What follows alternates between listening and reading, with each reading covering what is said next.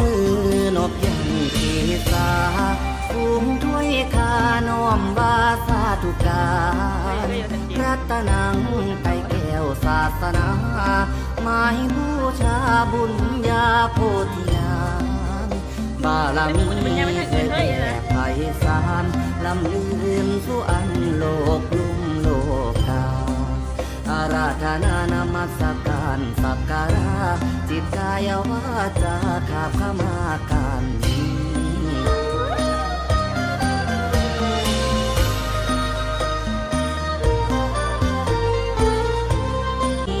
ท่านปราณี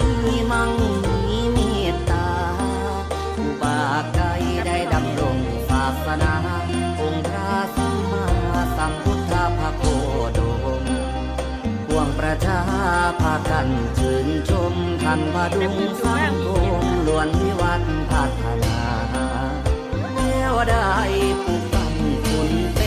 งยิ่งลำแงงตกแต่งวัดวาท่านเปล่าเหล่ามวลศรัทธาด้วยเจตนาสร้างก่อพระวิหารมโนไม่เฮาสิได้เบิกบานบุญพลาภสมภารสาดส่องแสงธรรมอันคุณงามความดีสิสู่คำบารมีน้อม